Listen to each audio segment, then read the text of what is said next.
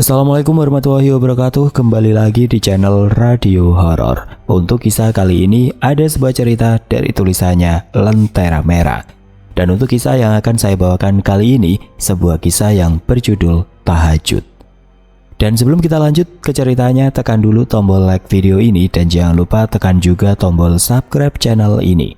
Nyalakan juga lonceng notifikasinya agar tidak ketinggalan cerita-cerita lainnya. Dan seperti apa untuk kisah kali ini? Langsung saja kita masuk ke ceritanya.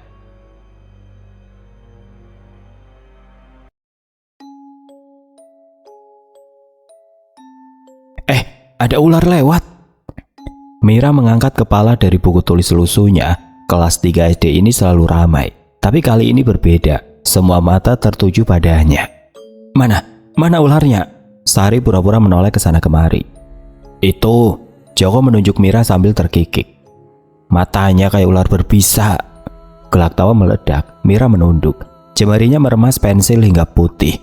Peluh dingin muncul di pelipisnya meski kipas angin kelas berputar pelan. Diam semua. Pak Guru memukul meja. Kalian ini. Pak, Mira natap saya terus. Serem. Darto mengangkat tangan. Bibir bawahnya maju. Kayak nyumpahin. Pak Guru menghela nafas panjang. Pandangannya melirik Mira sekilas, lalu berpaling cepat. Mira, kamu duduk di belakang saja. Kursi berderit saat Mira bangkit. Langkahnya goyah, tas kain compang-camping digenggam erat, suara bisikan mengikuti di belakangnya. Pantas, bapaknya dukun. Seorang siswa laki-laki berdiri. Pasti bisa ngeliat hantu, tambah siswa yang lain. Matanya tidak berhenti menatap Mira. Jangan pandang matanya, nanti disantet. Seorang siswa perempuan berteriak menutupi wajahnya dengan buku saat Mira lewat di sampingnya. Pintu kelas tertutup dengan bunyi keras di belakangnya. Jalan tanah berlumpur menempel di sandal jepit Mira. Hujan kemarin meninggalkan kenangan di mana-mana. Ia berjalan pelan. Kepala tertunduk menghindari pandangan warga yang duduk di teras rumah. Mira. Bu Wati menyambutnya di depan rumah bambu yang dindingnya sudah menguning. Matanya bengkak, nafasnya pendek-pendek. Kenapa pulang cepat? Mboten napa-napa, Bu. Bohong. Bu Wati menarik lengan putrinya pelan. Lungguh kene. Mereka duduk di tikar anyaman yang sudah tipis. Bu Wati menatap wajah anaknya yang pucat. Bekas luka kecil di pipi kiri Mira masih terlihat. Cerita sama ibu. Mira menggeleng. Tangannya mengutak-ngatik ujung baju yang sudah melar. Mereka bilang mataku kayak ular. Beripat, kamu indah, persis seperti mata nenek dulu. Tapi kenapa semua orang takut, Bu? Kenapa mereka selalu bilang aku aneh? Bu Wati terdiam. Jemarinya menyisir rambut Mira yang kusut. Karena mereka tidak mengerti. Orang takut sama yang berbeda. Bapak juga berbeda. Pertanyaan itu menggantung di udara. Bu Wati menutup mata sebentar. Bapak kamu wong apik, rajin sholat, jadi gak usah dengerin omongan orang. Mereka hanya mau menjatuhkanmu. Tapi kenapa mereka menyebut bapak sebagai dukun santet, Bu? Oraro, dari dulu orang di kampung ini emang gak suka sama bapakmu dan keluarganya. Bahkan saat ibu dan bapak menikah dulu, mereka gak ada yang mau datang. Kok aneh ya, Bu? Apa jangan-jangan mereka pernah jahat sama warga desa? Ucap Mira, pandangannya menatap lurus ke depan. Gak tahu nak, seingat ibu dulu keluarga bapakmu itu orang baik dan selalu membantu banyak orang. Tapi kenapa? Wes, anak ibu sudah cantik. Bu Wati segera memotong ucapan Mira. Sore itu langit berubah jingga. Mira duduk di batu besar di tepi sungai. Kaki telanjang mengayuh air yang jernih. Tempat ini tenang, tidak ada yang mengejek, tidak ada yang menatapnya dengan takut. Masih hidup ternyata si anak setan. Tubuh Mira menegang, ia menoleh pelan. Darto berdiri beberapa meter di belakangnya, ditemani dua temannya. Kenapa nggak ngikut bapak kamu aja ke kuburan? Kan bisa ketemu teman setan lain. Mira berdiri, air sungai menetes dari kakinya. Aku nggak ganggu kalian. Ganggu dong, keberadaan kamu aja udah bikin kampung ini sial. Darto melangkah mendekat. Kemarin ayam tetangga mati mendadak, pasti gara-gara kamu. Aku nggak. Diam. Darto mendorong bahu Mira keras. Ia terjatuh, lutut menghantam batu. udara mengalir keluar. "Udah Dar, kasihan," salah satu temannya bersuara pelan. "Kasihan, dia ini bibit setan, lihat itu matanya." Darto menunjuk wajah Mira yang menahan sakit. "Kayak mau ngelutin orang." Mira bangkit pelan, lutut kirinya berdenyut, tapi ia tidak menangis. Matanya menatap kosong ke arah Darto. Udara tiba-tiba terasa panas meski matahari sudah condong ke barat. "Jangan pandang aku kayak gitu." Darto mundur selangkah. "Jijik tahu." Sesuatu bergolak di dalam dada Mira. Panas menjalar dari pusar ke tenggorokan, telinganya berdengung, pandangannya kabur. "Jangan." Suaranya serak, bukan seperti biasanya. "Jangan sentuh aku lagi." Darto tertawa tapi suaranya tidak yakin. "Ngapain? Mau nyumpahin?" Mira melesat, tangannya mencengkram leher Darto, mendorongnya ke semak belukar. Jeritan memecah udara sore. Dua anak lainnya membeku ketakutan. Burung-burung berterbangan dari pohon.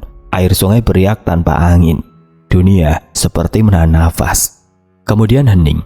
Mira berdiri di tengah-tengah, tangannya basah merah. Di bawahnya, Darto tergeletak dengan mata menatap kosong ke langit yang mulai gelap.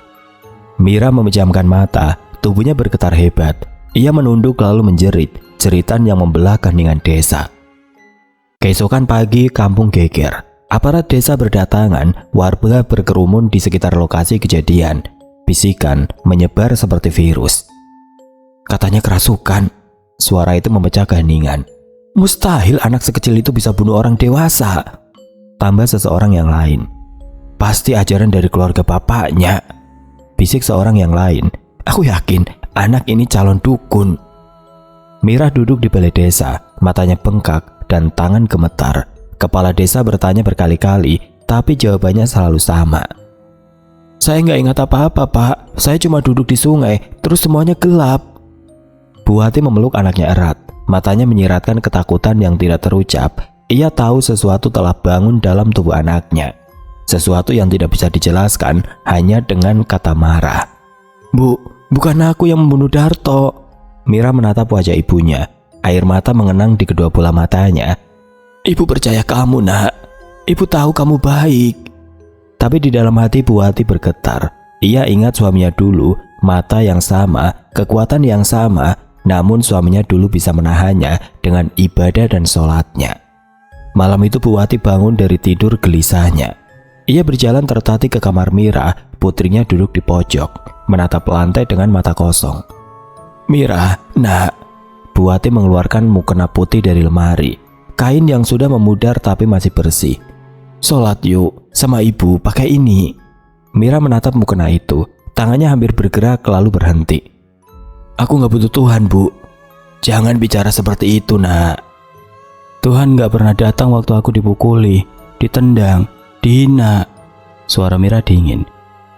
"Tapi kekuatan ini dia datang, dia melindungiku." Bu Hati terduduk, air matanya menetes, tangannya meremas mukena hingga kusut. "Mira, kamu masih anak ibu, masih anak yang baik." "Enggak, Bu." Mira mengangkat wajah, matanya berkilat aneh di kegelapan. "Aku sudah berubah, dan aku suka perubahan ini. Aku mau diriku yang sekarang." Bu Hati menutup mata, berdoa dalam hati sekuat yang ia bisa, karena malam itu ia sadar, anaknya bukan hanya sedang marah. Mira sedang dimiliki, dan yang menakutkan, ia menikmatinya.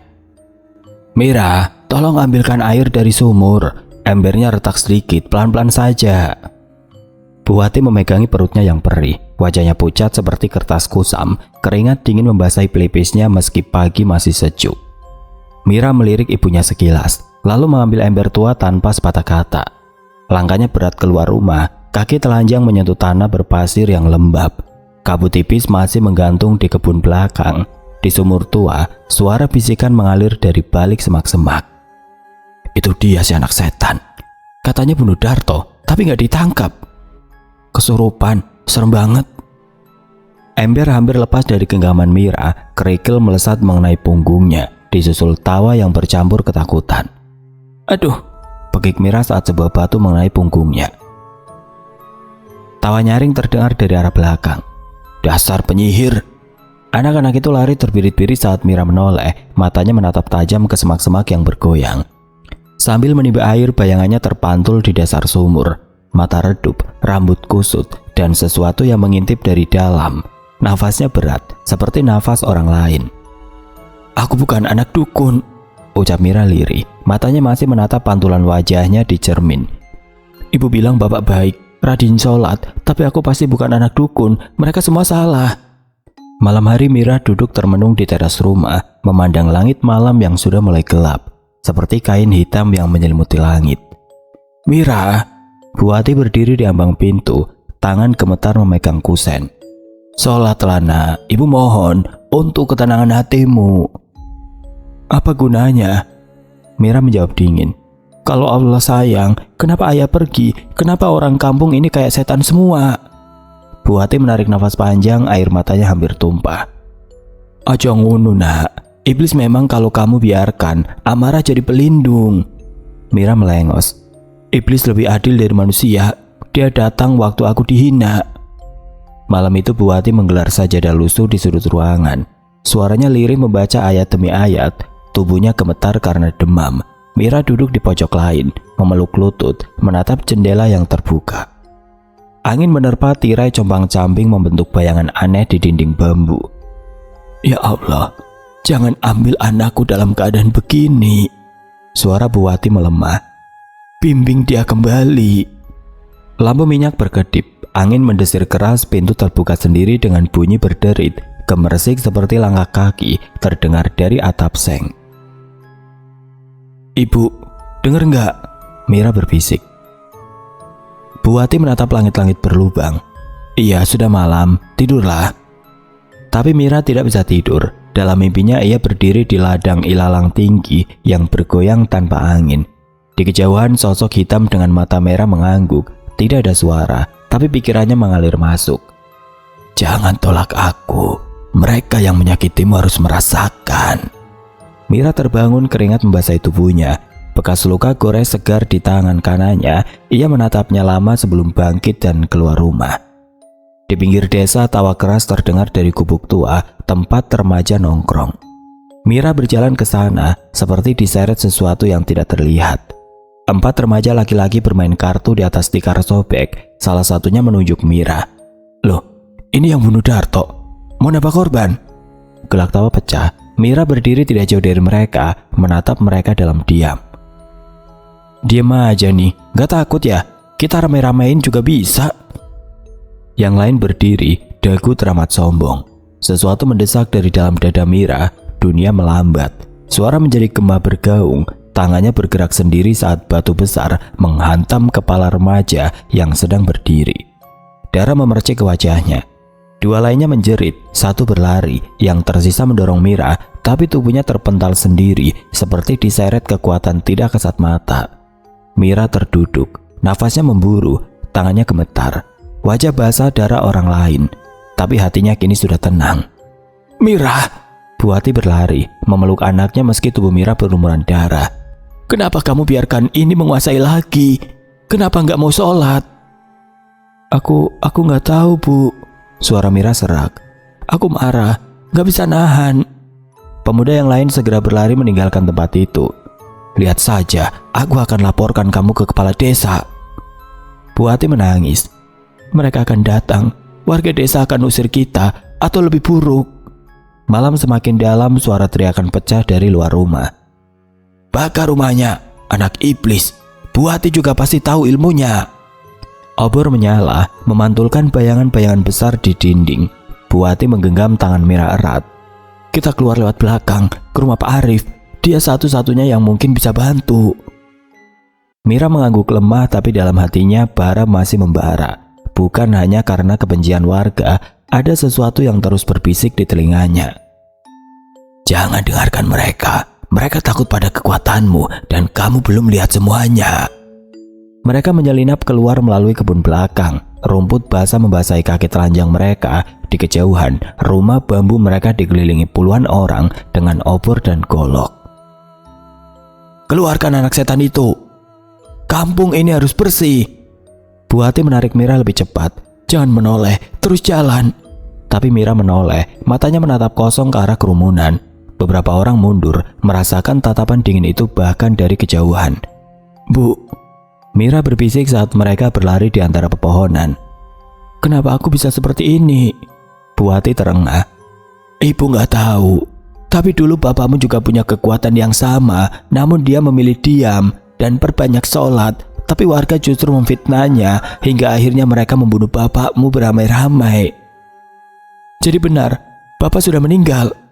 "Iya, sudah, sekarang cepat kita jalan. Yang penting sekarang kita harus selamat dari amukan warga." "Ibu yakin ini jalan ke rumah Pak Arif? Gelap sekali." Mira menyibak ranting yang menghalangi wajahnya. Duri kecil mencakar lengannya, meninggalkan garis merah tipis. "Pak Arif tinggal di ujung kebun ini. Ora ono dalan lain, Nak." Bu Wati terengah, nafasnya pendek dan putus-putus. Mereka berjalan dalam gulita, bulan bersembunyi di balik awan tebal. Angin berdesir membawa batu tanah basah dan sesuatu yang asing. Manis namun menyesakan. Kerikil tajam menusuk telapak kaki telanjang mereka. Tidak berapa lama mereka sampai di rumah Pak Arif yang berdiri sendiri di ujung desa. Rumah panggung kecil muncul di antara bayangan pepohonan.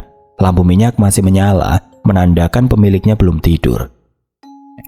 "Assalamualaikum Pak Arif." Bu Wati mengetuk pintu kayu. Pintu terbuka, Pak Arif, pria tua dengan jenggot putih, menatap mereka dengan mata berlinang. "Masuk cepat, aku sudah dengar kabar." Mereka masuk ke ruangan sederhana yang harum kemenyan. Di dinding tergantung kaligrafi dan foto-foto lama. Mira memandangi dinding kayu tua yang berderit saat angin menerpa. Rasa dingin menjalar dari ujung jari kakinya naik ke tengkuk. "Anak ini," Pak Arif menatap Mira dengan tatapan dalam. "Ada yang ngikuti dia." "Bisa dibantu?" Bu Wati memohon. "Bisa, tapi dia harus mau." Pak Arif mengeluarkan tasbih kayu.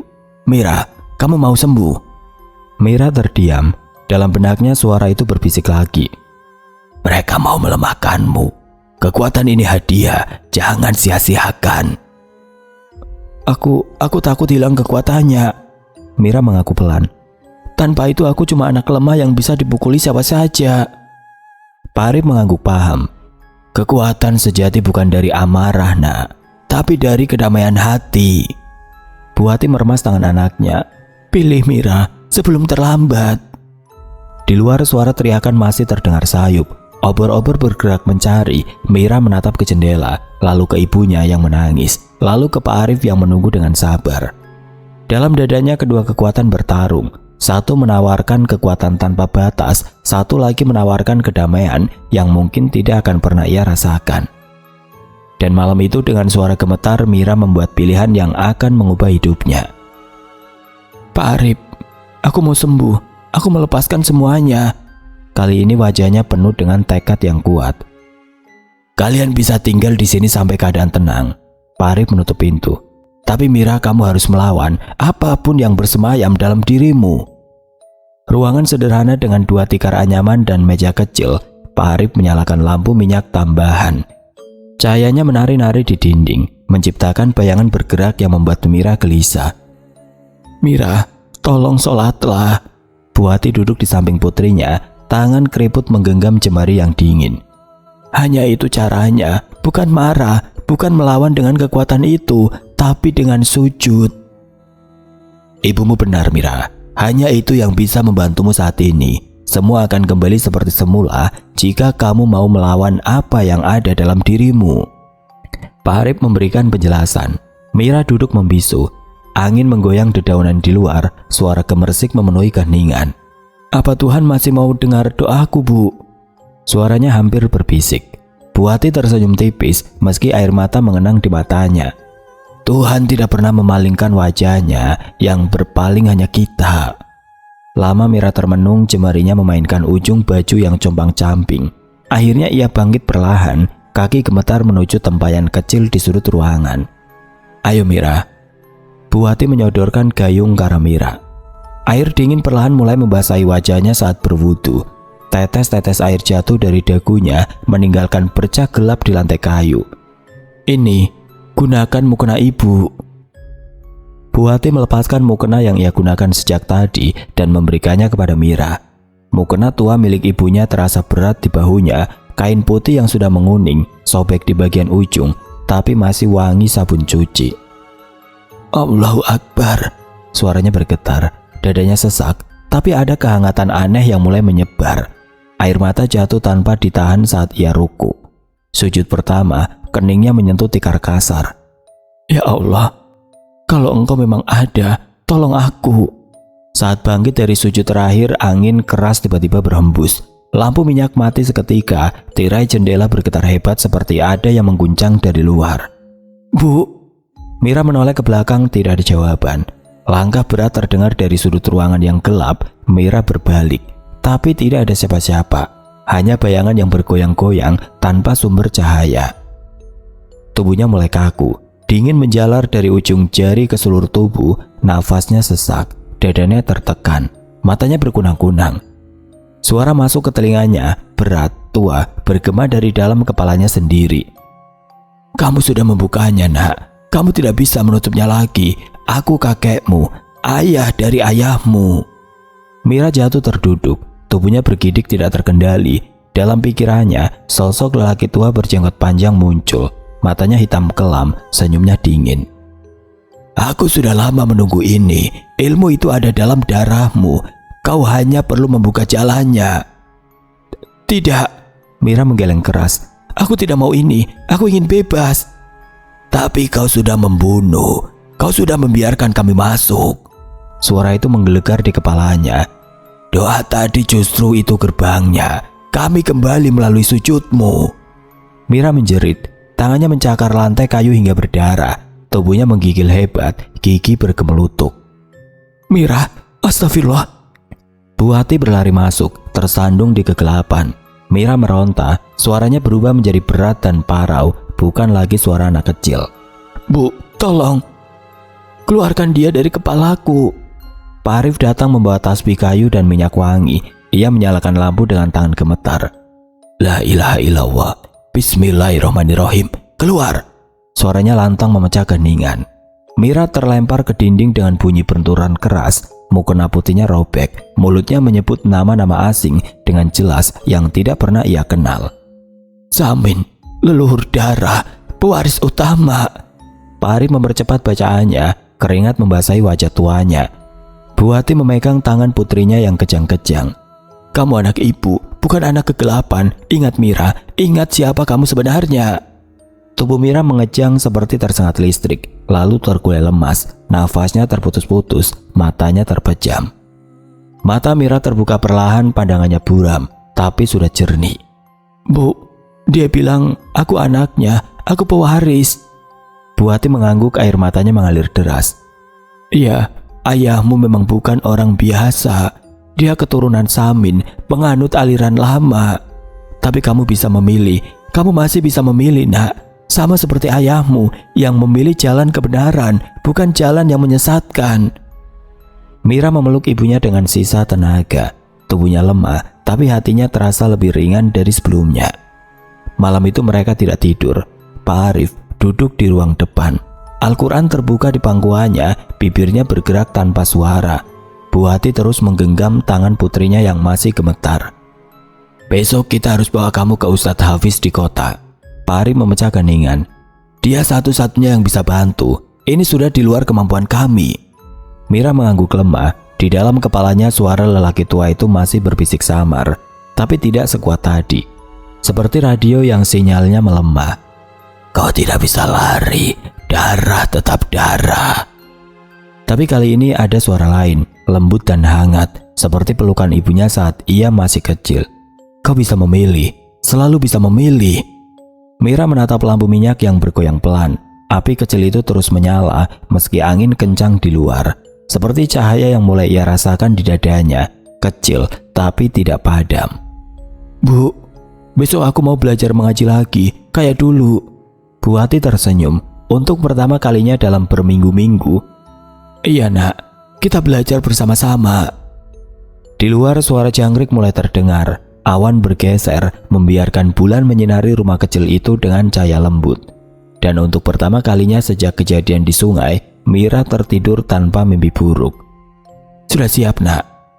Pak Arif sekilas melirik kaca spion, lalu menatap Mira yang duduk di sampingnya. Jemarinya mencengkram kemudi hingga buku-bukunya memutih. Mira mengangguk pelan. Mukena putih menutupi tubuhnya yang gemetar. Kelopak matanya bengkak. Namun kali ini sorot matanya berbeda. Bukan ketakutan yang biasa menghantuinya. "Ibu di sini, sayang." Bu Hati menggenggam tangan putrinya. Tangannya yang kasar karena bertahun mencuci pakaian orang kini terasa hangat dan kuat. "Jangan takut." Pick up tua itu berguncang keras ketika memasuki jalan tanah. Debu berterbangan masuk lewat celah-celah jendela yang sudah longgar. Mira menatap hamparan sawah yang menguning. Angin pagi menggerakkan padi-padi itu seperti gelombang emas. Gerbang kayu pesantren terbuka lebar. Seorang santri bersorban putih menyambut, matanya berlama-lama memandang Mira sebelum beralih ke Pak Arif. "Langsung ke ruang belakang, Ustadz sudah menunggu." "Terima kasih," ucap Pak Arif yang segera berjalan lebih dahulu. Langkah mereka terdengar berat di atas lantai kayu yang berderit. Lorong pesantren sempit, dinding bambu mengelupas di sana-sini. Aroma dupa dan kayu lapuk bercampur dengan bau tanah basah. Di dalam ruangan belakang, Ustadz Hafiz duduk bersila. Janggutnya yang putih menyentuh dada. Dua ustadz muda mengapit di kiri kanannya. Tangan mereka memegang tasbih dan Al-Quran. Sajadah hijau terbentang di lantai. Botol air di atasnya bening, seperti kristal. "Mira," suara Ustadz Hafiz, rendah namun tegas. "Kamu tahu kenapa kamu di sini?" Mira menelan ludah, tenggorokannya kering. "Karena ada yang hidup di dalam tubuhku dan aku ingin dia pergi." "Bagus." Ustadz mengangguk, matanya yang dalam menatap lurus ke mata Mira. "Kau harus ikhlas, karena ini akan menyakitkan, tapi Allah tidak tinggal diam." Mira duduk bersila, mukena putihnya berkibas tertiup angin dari jendela yang terbuka. Tangannya gemetar di atas lutut. Ustadz Hafiz membuka Al-Quran, halaman-halamannya yang menguning berbunyi seperti daun kering. "Bismillahirrahmanirrahim." Suara ayat suci mengalir lembut, namun semakin lama semakin keras menggema di telinga Mira, seperti genderang yang dipukul-pukul dalam goa. Tubuh Mira mulai kaku, otot-otot di lehernya menegang. Mira berteriak, suaranya menggema di seluruh ruangan. "Allahu Akbar, Allahu Akbar."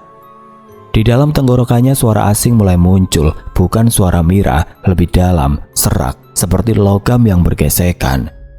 "Kami sudah lama di sini." Mulut Mira bergerak tapi suaranya bukan suaranya. "Dia milik kami, darahnya, jiwanya, semuanya." Bu Hati menangis pelan. Air matanya jatuh ke sajadah. Pak Arif berdiri di belakang. Bibirnya bergerak membaca ayat, tangannya gemetar memegang Al-Quran kecil. Mira meronta, tubuhnya bergerak-gerak seperti ikan yang tercabut dari air. Mulutnya mengeluarkan kata-kata dalam bahasa yang tidak dipahami oleh siapapun. "Leluhur tidak bisa dibuang begitu saja. Kami sudah dipanggil, dia yang membuka gerbang." "Itu bukan kehendak Mira." Ustadz Hafiz memperkeras suaranya, keringat mulai membasahi dahinya. "Dia mencari cahaya, bukan kegelapan." Tawa mengerikan keluar dari mulut Mira, tubuhnya membeku sejenak, lalu matanya mendelik. Bola matanya berputar hingga hanya putihnya yang terlihat. "Kalian tidak tahu siapa aku." Jeritan itu memegahkan telinga. "Aku leluhurnya. Dia sudah mewarisi ilmu keluarga kami. Dia keturunan Samin. Dia tidak bisa keluar ataupun menghindar, dan dari tubuh ini aku bisa kembali hidup." Botol air di atas sajadah bergetar. Permukaan airnya bergelombang seperti ada gempa. Ustadz Hafiz mengangkat botol itu, memercikan sedikit ke wajah Mira. Tubuh Mira terlonjak ke belakang. Jeritan keluar dari dalam dadanya, bergema di seluruh ruangan. "Keluar! Demi Allah yang menciptakan langit dan bumi." Ustadz Hafiz berdiri, suaranya menggelegar. Ayat-ayat dibaca lebih cepat oleh ketiga ustadz. Ruangan terasa sesak, udara berubah panas meski jendela terbuka. Di luar para santri berkumpul, suara doa mereka bersaut-sautan. Tangan Mira mencakar lantai kayu, kuku-kukunya patah, darah mengalir merah di sela-sela jarinya. Tapi matanya menunjukkan perlawanan yang tidak pernah ada sebelumnya. "Aku bukan milikmu." Suara Mira yang asli mulai terdengar, berselang-seling dengan suara asing itu. "Aku bukan milik siapapun, aku hanya milik Allah." Tubuhnya bergetar hebat, lalu tiba-tiba seperti benang yang putus, tubuhnya jatuh lemas ke lantai. Semua terdiam, hanya suara nafas yang terengah-engah terdengar. Ustadz Hafiz memperlambat bacaannya, suaranya kembali lembut. Pak Arif menyeka peluh yang membasahi wajahnya. Bu Wati menahan nafas, tangannya masih terkepal. Mira perlahan membuka mata. Bola matanya sudah normal kembali, nafasnya masih terengah tapi pandangannya jernih. Sudah, suaranya parau namun tenang. Dia sudah pergi. Hening menyelimuti ruangan. Ustadz Hafiz mengangguk pelan, wajahnya melegakan. Alhamdulillah. Mira menangis, tapi bukan tangisan ketakutan seperti biasanya. Air matanya mengalir deras, membasahi mukena putihnya. Tangisan lega yang sudah lama ditahannya. Di luar jendela matahari mulai muncul dari balik kabut pagi. Cahaya emasnya menembus kaca, masuk perlahan ke dalam ruangan, menerangi wajah-wajah yang lelah namun lega. Nah, Bu Wati memeluk Mira erat-erat. Tubuhnya bergetar menahan tangis. Kamu sudah lahir kembali. Jangan pernah tinggalkan cahaya itu.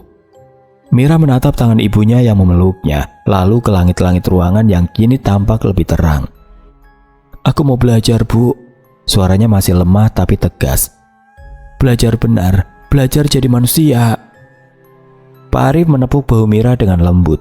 Matanya berkaca-kaca melihat anak yang sudah dianggapnya sendiri itu. Dan aku akan bantu sebisaku. Dunia belum berakhir, Mira. Sekarang kamu punya harapan. Hari itu untuk pertama kalinya Mira berjalan keluar dari ruangan gelap bukan karena melarikan diri, tapi karena telah mengalahkan kegelapan yang selama ini membelenggunya. Terima kasih Ustadz. Pak Arif bersalaman dengan Ustadz Hafiz di depan gerbang pesantren. Jaga dia baik-baik. Bekasnya mungkin masih ada, tapi dia sudah memilih jalannya.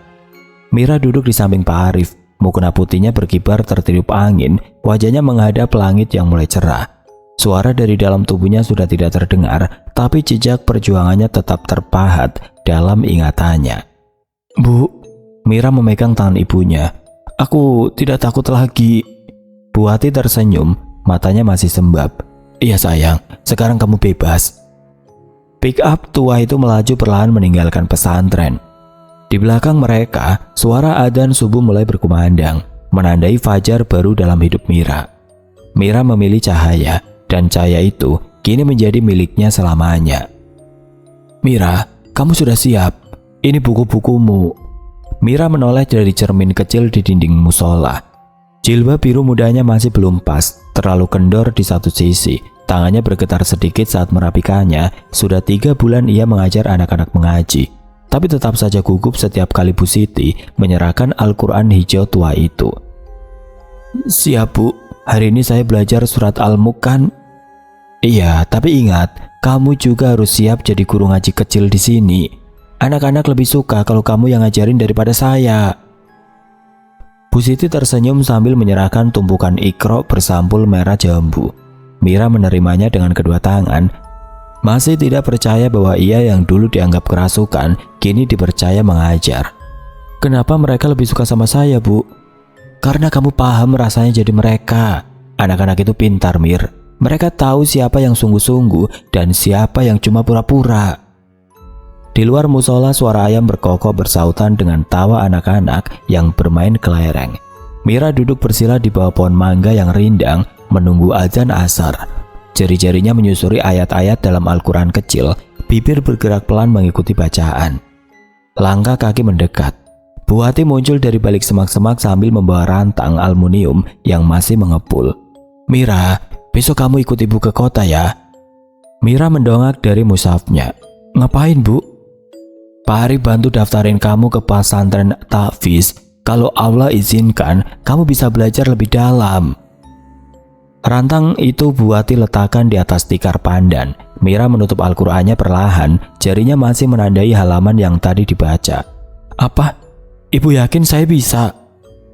Bu Wati duduk di sampingnya. Tangannya yang kasar karena sering mencuci pakaian orang mengelus rambut Mira yang kini mulai tumbuh panjang, menutupi tengkuknya. Ibu lihat kamu lebih kuat sekarang, Nak. Kamu tidak lagi marah-marah, tidak lagi membalas orang yang jahat sama kamu. Kamu mengalahkan sesuatu yang bahkan orang dewasa tidak sanggup hadapi. Angin sore bertiup pelan, menggerakkan daun mangga di atas mereka. Mira mengangguk perlahan. bukan karena ragu, tapi karena hatinya belum terbiasa mendengar pujian.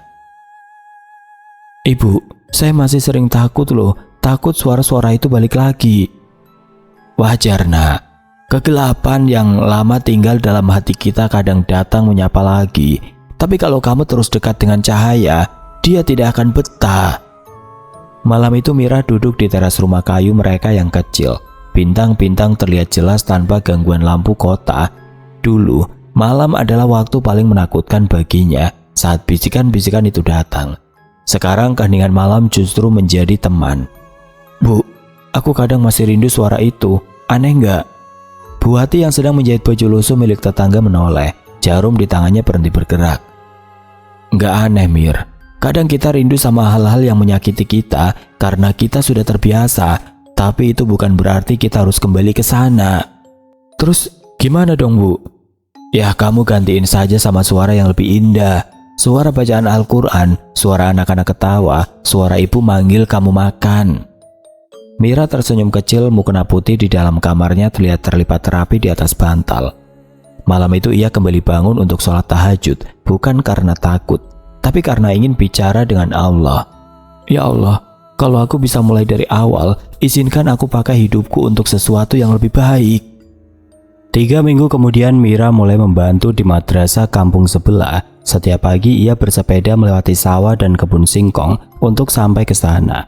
Anak-anak duduk melingkar di tikar pandan usang, masing-masing memegang Iqra dengan sampul yang sudah sobek di sana sini. "Ustazah Mira, yang ini bacanya gimana?" Fatima anak kelas 2 SD menunjuk huruf hijaiyah yang tertulis di papan tulis kayu. Mira bangkit dari duduknya mengambil kapur tulis. "Ini dibaca sa, Fatima. Coba ikuti. Sa, sa, sa. Sa, sa, sa." Suara anak-anak menyaut bersamaan, membuat Mira tertawa. Di luar beberapa ibu-ibu berhenti mengobrol untuk mendengarkan. "Itu Mira ya? Dulu katanya kerasukan, sekarang malah ngajarin ngaji." Subhanallah, anak Bu Wati itu makin hari makin lembut hatinya. Mira mendengar bisikan itu dari balik jendela kayu. Ia tidak pernah menanggapi, hanya menunduk sambil terus menulis di papan tulis. Tapi senyum tipis di bibirnya tidak bisa disembunyikan. Sore itu ketika mengantar anak-anak pulang dari madrasah, seorang lelaki tua berpakaian sarung dan peci putih menghampirinya. Tas anyaman di baunya penuh dengan kitab-kitab kuning. "Kamu Mira?" "Iya Pak, ada yang bisa saya bantu?" "Saya dulu murid kakekmu, waktu Pak Samin masih jadi orang pintar di kampung ini." Mira terdiam, sepedanya ia dorong pelan sambil mendengarkan. "Aku tahu dia bukan orang jahat, cuma salah jalan. Tapi kamu berhasil mengubah jalan itu." Lelaki itu berhenti di persimpangan jalan tanah, matanya yang sayu menatap Mira dengan tatapan yang sulit diartikan. "Kamu telah memutus rantai yang panjang, nak. Kamu hebat." Tanpa menunggu balasan, lelaki itu melanjutkan jalannya. Mira berdiri di persimpangan itu lama, memegang stang sepeda sambil mencerna ucapan tadi. Malam itu ia kembali menulis di buku catatan lusuh yang selalu dibawanya. "Dulu aku ingin semua orang berhenti menyakitiku. Sekarang aku ingin semua orang tidak merasakan apa yang pernah aku rasakan." Musim berganti, Mira tumbuh bukan hanya badannya yang kini lebih tinggi, tapi juga hatinya yang semakin lapang. Ia mulai belajar kitab kuning dari Pak Kiai di pesantren kecil sebelah kota. Lalu mulai diminta berceramah di pengajian ibu-ibu setiap Kamis sore. "Mira, kamu cerita tentang sabar ya hari ini," pinta Bu Ratna ketua pengajian. "Saya masih belajar tentang sabar, Bu. Masa saya ngajarin?" "Justru karena kamu masih belajar, makanya kamu paham gimana susahnya. Orang yang udah jadi nggak ingat lagi gimana rasanya jadi pemula." Tapi kebahagiaan itu tidak berlangsung lama. Suatu pagi Bu Wati tidak bangun untuk sholat subuh. Tubuhnya yang rentah semakin lemah setelah berbulan-bulan batuk tidak kunjung sembuh. "Nak, kalau ibu nggak ada, kamu harus tetap kuat ya."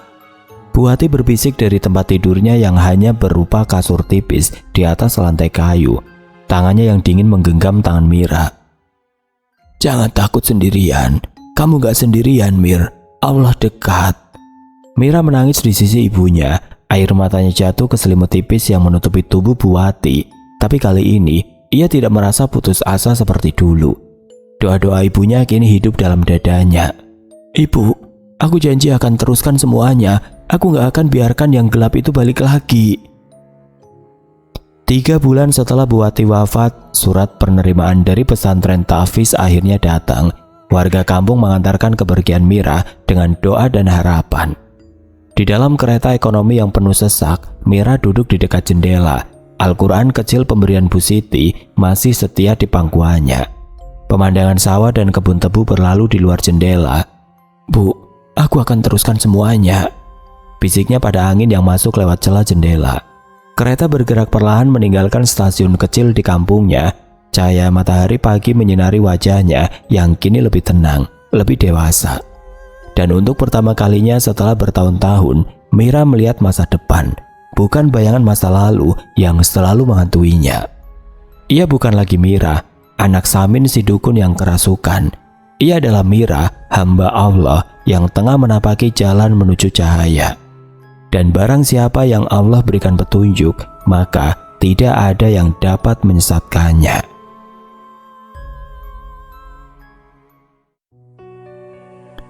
Oke teman-teman, sekian untuk kisah kali ini. Bagaimana menurut kalian tentang kisah ini? Tulis komentar kalian di kolom komentar. Dan semoga apa yang sudah saya bagikan dalam kisah ini dapat dijadikan pembelajaran untuk kita semua. Dan buat teman-teman yang baru bergabung, jangan lupa untuk like, komen, share, serta subscribe channel ini. Dan nantikan kisah-kisah horor berikutnya tetap di channel Radio Horor.